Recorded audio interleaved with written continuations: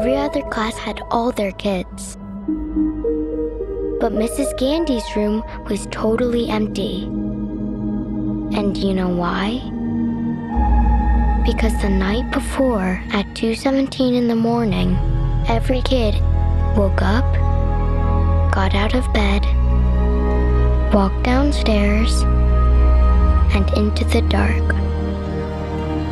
And they never came back. Weapons. Yeah, I was finally able to see it, and I'm really glad I did. While I don't think it's nearly as good as everyone keeps saying it is, this is not on the same league as Sinners, due to some very obvious glaring issues with the movie. I think it's still an overall good time. This is definitely a film that requires going in as blind as possible to fully enjoy it, so it will be a little difficult to talk about here. I am going to try to avoid talking about spoilers, of course, so you should all be fine watching this review before the movie, but just know that the film is wild and a bit unpredictable if you haven't seen it yet. Also, this movie is just good fun in general. It's spooky, but in a fun way. With some obvious jokes and hilarious performances and lines here and there. Characters will randomly shout out exactly what the audience is thinking at times, and it just works really well for this kind of movie. More so if you have at least a somewhat filled theater with a reactive audience. I do think this movie would lack just a little bit if you saw it in an empty theater or alone in your living room. It's not that scary, and it's meant to be watched with friends and other people in group settings. Kind of like Rocky Horror, where you can shout at the screen when people are being stupid or something very weird is going on. It's just good for a group setting. So I mean, like, what am I even talking about? What is this movie even about? Weapons is, well, mostly about a small town where on a normal day at 2:17 a.m. in the morning, 17 kids from one specific class in school woke up, got out of bed, and ran off into the night with their arms outstretched, never to be seen again, leaving just the teacher and one single student completely unaffected. The film then follows various townsfolk and the collective grief over the event or their own unrelated issues as they go about their lives a few weeks later, while still seeking answers and explanations and being completely stumped. It's honestly a fantastic setup for a creepy ass story, and the trailers for it are indeed amazing. Just watching the ring cameras and the security cameras of these kids just running off in the night like that, it's so cool, and it kind of gives off like Pied Piper vibes. Although there is one AI generated trailer that not good. That trailer can go burn in a fire, and I am not including it in this review. Quickly, my opinion on AI is that it generally shouldn't be used in any regard whatsoever outside of like a toy for personal use. It should never be used as a substitute for actual art, and it should never be included in anything that is being sold or would be making money through its use. Back on track. Weapons is definitely interesting. There's a lot that goes on in the mystery that works for the movie, and a lot that doesn't. Right away, I'll tell you that the metaphor is pretty obvious from the get-go if you haven't figured it out just from the idea of the movie. I mean, it's a class of school children who disappear and a town's grief over it with the title Weapons. It's a metaphor for school shootings. Very clearly. While not as overt, it definitely has some callbacks as well throughout the film to it, here and there if you care to dive into different particular symbolisms throughout the film. Some of them are even used as visual gags or jokes or just straight up bizarre. I will say it is definitely odd to make a metaphor movie about a school shooting to be funny, but I mean, this is Zach Cregger, so who knows? Zach Cregger has always been a little weird to me. He started with The Whitest Kids You Know, which personally I never found very funny, but then again he did Barbarian back in 2022, and I really enjoyed the tonal shifts in that film. I thought it was very unique. See my review for that up in the corner. Weapons, I think, is a good follow-up for him, even if the story is admittedly lacking and is completely full of random plot holes everywhere. I'll get into the negatives later, but I do want to highlight the positives. But yes, there are a bunch of plot holes that require you to suspend your disbelief there. But also the film has some creepy, tense moments here and there as well, especially with some fantastic dream sequences and bizarre scenarios that characters find themselves in. A lot of movies are doing really well with the dream sequences. I really like that. This film has like a wonderful air of WTF that is shared both in universe and with the audience. I think the line most repeated in the film is, "What the fuck?" So it's very funny whenever it's stated, and yet it also doesn't cause the tension to dissipate at all because the audience is right there with it. They're like, what the hell's going on? The movie is really, really good with setting up a very tight, unnerving atmosphere, and it even includes some random bouts of gore. Nothing crazy, so don't worry too much about that, but it serves the scenes nicely when they do arrive, and it helps to ground the film a bit more when it starts getting just a little bit too goofy. Of course, the other big win the film has going for it is just the sheer amount of A-list actors involved in this. Of course, Jennifer Garner is the first one we follow, being the teacher of the missing children named Justine. She's really great for this role, as Garner usually is, especially for an oddball role like this, but she does it just so well. Of course, we previously saw her just a couple weeks ago as the Silver Surfer in Fantastic Four, so it's kind of funny to see her here. She's just hopping around everywhere.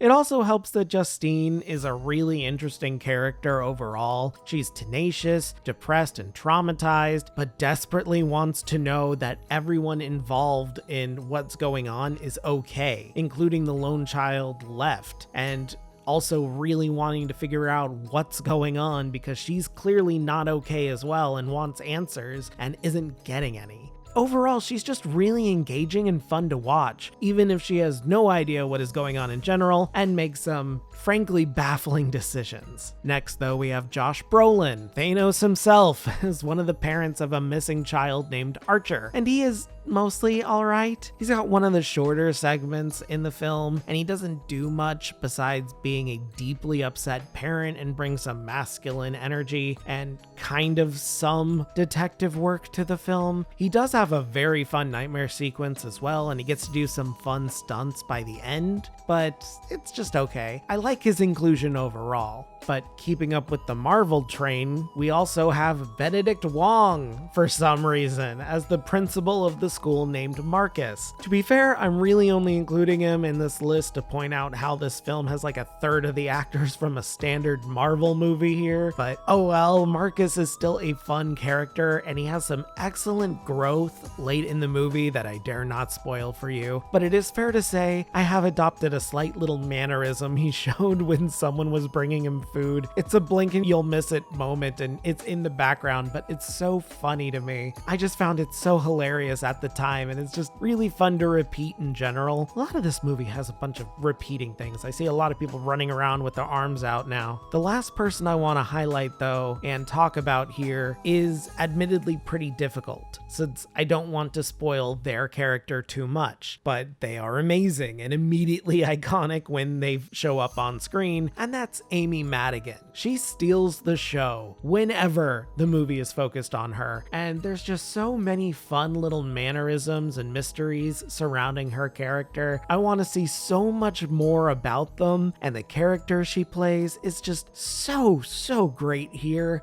Of course, I can't say much else without spoilers, which is incredibly frustrating, but hey, that's what we get. And also, she was actually in a previous film I reviewed back in 2021, Antlers. Check out my review for that up there. That's pretty cool.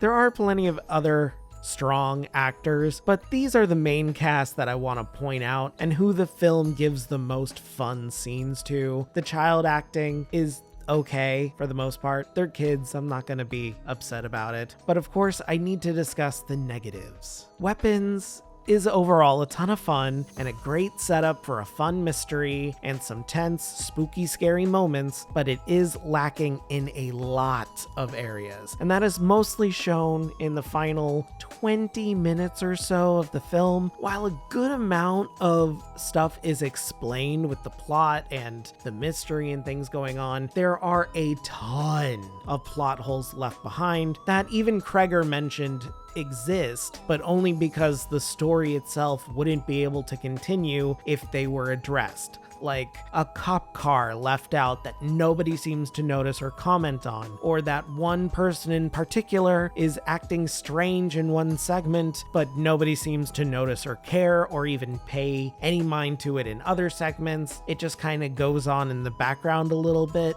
And we can't draw attention to these because it'd ruin what is otherwise going on, and that's fine. I think that's okay. I can understand needing to lean into the audience's sense of disbelief at times. I think the film mostly justifies it by being extremely entertaining. I will say that a lot of these plot holes could have been fixed with maybe just a line of dialogue or an extra 30 seconds of screen time somewhere. I think that would be fine, but oh well. What the movie doesn't justify, though, is what feels like a lack of story cohesion. While a lot of the mystery is fully explored, there are still plenty of story beats that are just never explained or touched on or really given any screen time whatsoever. You're just kind of left to wonder about it as you're leaving. I get that it kind of plays into the opening narration where that explains that the case was never solved, that nobody likes to talk about it, and it was covered up, so the audience is going to get just as many answers as the characters in the movie do, but that felt incredibly lazy to me as I was exiting the film, or at least too much like sequel or prequel baiting, even though this movie does not have an end credits scene. I have seen somewhere that Kreger is considering a prequel to explore what is clearly being left out here, but I personally feel like if he had just included one more segment or viewpoint from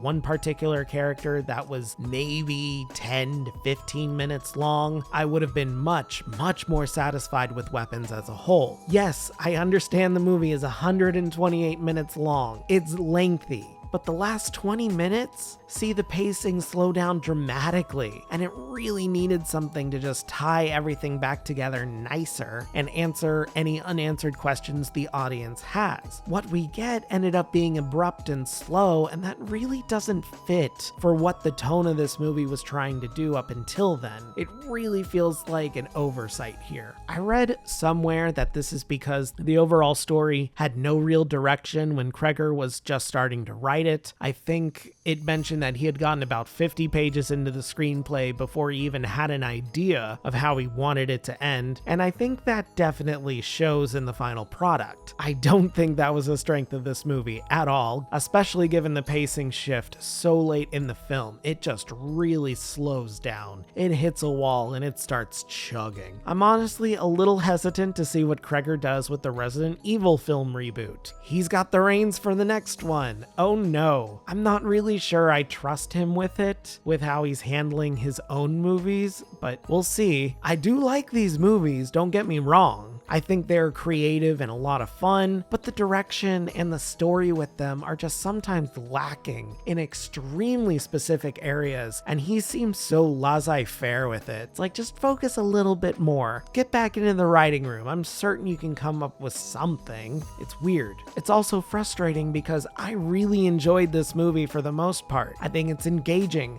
funny, genuinely tense. I'm having a really good time just thinking back about it, and I think it would be a great time with a group of reactive people, but at the same time, it's lacking so much in fundamental storytelling. It's well acted and has some great occasional gore and creepy scenes that border on awkwardly hilarious, but it's also riddled with plot holes that I feel could have been avoided with at least some narrative effort. It feels like he thought he wrote himself into a corner and he couldn't figure out how, so he didn't try. Come on. If I were to improve the film, I'd keep it mostly the same. I would just cut back on the final segment a little to increase the pacing, and I'd add in a whole new segment that I felt was missing to explore some backstory, and add another 10 or so minutes to the film to wrap things up nicely and keep the audience satisfied overall. That's really all I would do. If I had time, maybe I'd patch up those plot holes, but again, I really don't think they're that big a deal overall. I think they're mostly justified. So if I don't get to them, I don't get to them, but whatever. Overall though, I think Weapons is a really fun time, but I think your experience is mostly going to be based on who you see it with. I say definitely see it in a group setting at the least. If you don't want to see it in a theater, get some friends. This is a movie that's meant to be talked about and laughed through. It's a great popcorn flick and just a really good time to shout out the screen like maybe a modern Rocky Horror. It's not perfect, and it is definitely lacking in a lot of regards, but it gets the base job done pretty damn well. It's got plenty of iconic scenes and some fun bits to recreate with your friends. I've already seen so many TikToks covering the way the kids are running and other ones about a special character, and it's just so much fun. I think it's just a good time overall. It's very fun. It just could be better. So with that being said though, I had a good time, so ultimately Weapons gets a 7.5 out of 10 from me. Hey guys, thanks for sticking around for another one. Yeah, I know a lot of people are saying, ooh, this is the best horror movie of the year, and I'm like, did you forget about Sinners? Together was interesting, but this one, I don't know. I like a good mystery behind it, and the idea surrounding it is so creepy and so well done. I feel like maybe if it went the Pied Piper route, that could have been interesting. It's definitely kind of unique. There's motivations that aren't fully explained, and a lot of what happens afterwards is also up for interpretation, which I know some people won't like. I have seen some discourse where a lot of the people disliking the film just have a really bad time understanding context clues and an idea of what was going on, which I totally get. I think that's valid. It's not a great ending. It's extremely abrupt, and there's not really a lot of closure for most of the characters. Trying to talk about this with no spoilers is really difficult. I think it's still fun. I think it's something to go see and just have a good time with. Hopefully you have a good reactive audience. If not, bring your friends, laugh at it, just have a good time. This is a fun popcorn movie. Not very scary, pretty damn funny at times. I think it's all good from there. So I don't know, what did you guys think? I'm sure a lot of you already seen it, considering it's been out for 2 weeks now, but let me know in the comments below. After that, don't forget to like this video, subscribe, ring that bell so you don't miss a video, and yeah, that's it. Have a great day, and if you're not, have a better one. See ya. I'm just a ghost in your stereo. The fading memory of a shipwreck in the undertow. You're just a